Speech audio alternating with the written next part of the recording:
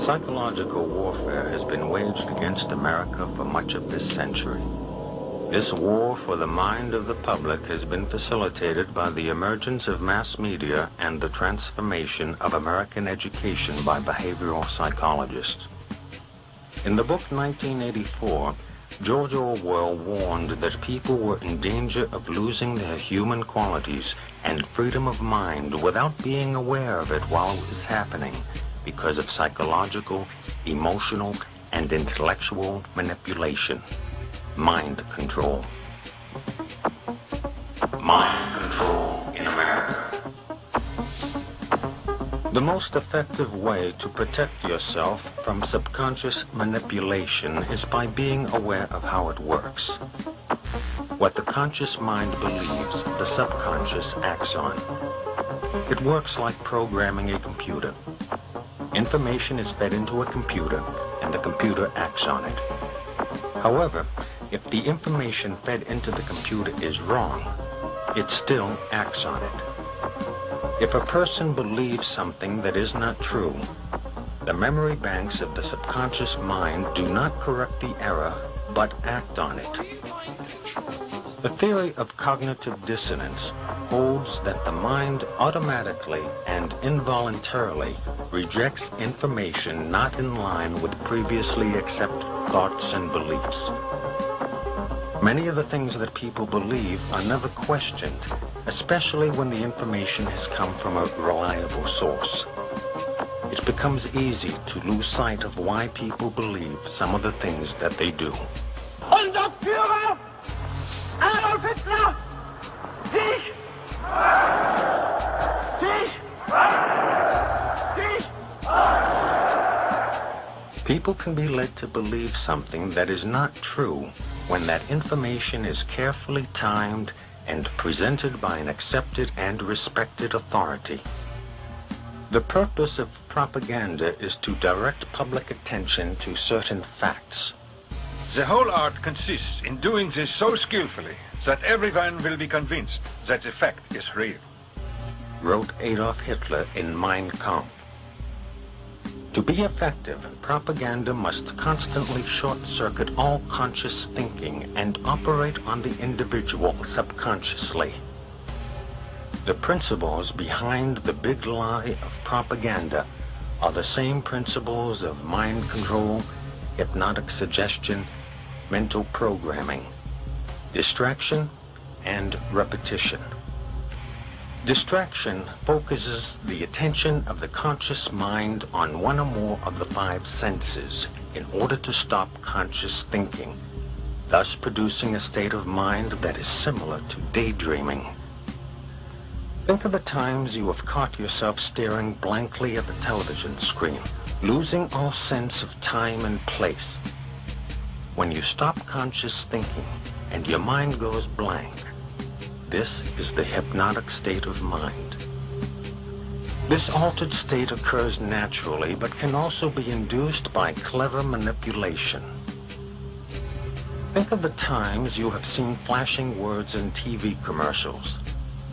The flashing words are a distraction for your eyes to lock onto in order to induce hypnosis. The purpose of this is to reduce any resistance to the message by stopping all thought and analysis. Watching television often produces an altered state of consciousness. Though not consciously perceived, the television screen, while appearing static, actually flickers. Any repeating light or sound pattern can lead you into an altered state. A hypnotist uses patterned speech by varying the pacing and inflection of his voice to induce this state of mind in his subject. It is in this state of mind where one is the most receptive to mental programming. Whether or not the information takes hold in the mind depends on two factors: trust in the source of the information and repetition of the message.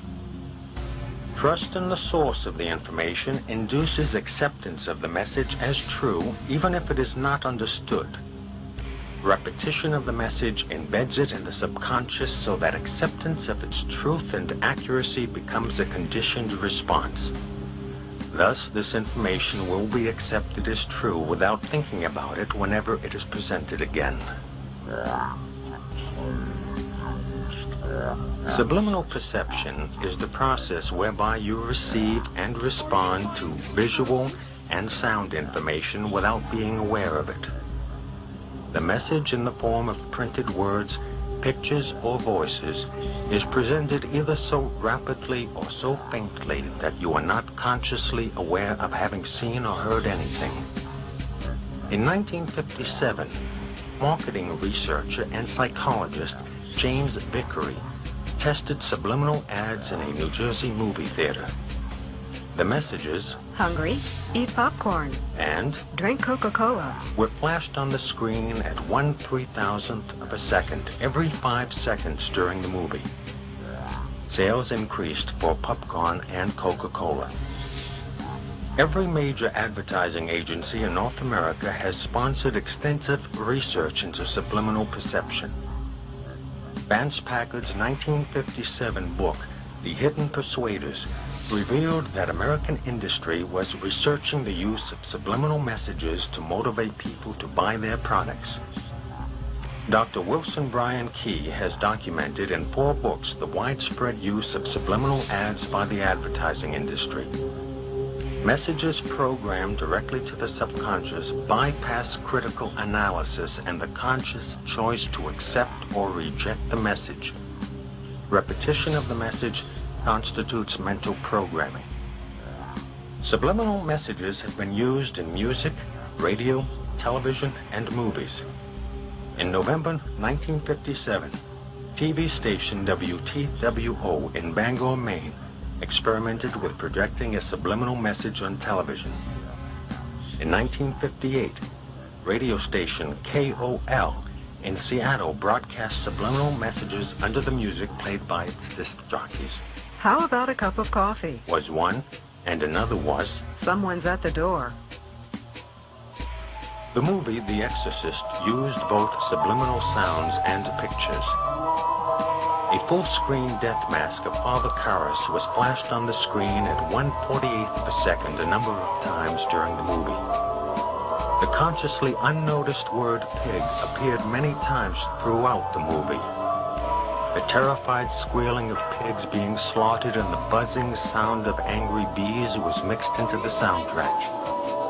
Laboratory experiments show that people will react to certain words, pictures, and sounds with quickened pulse, faster breathing, sweating palms, and other indications of heightened emotions.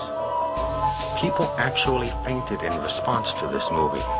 Many became nauseous, and many had nightmares. William Peter Blatty, the author of the novel and producer of the movie, was a CIA operative who served as the policy branch chief of the Psychological Warfare Division of the United States Air Force.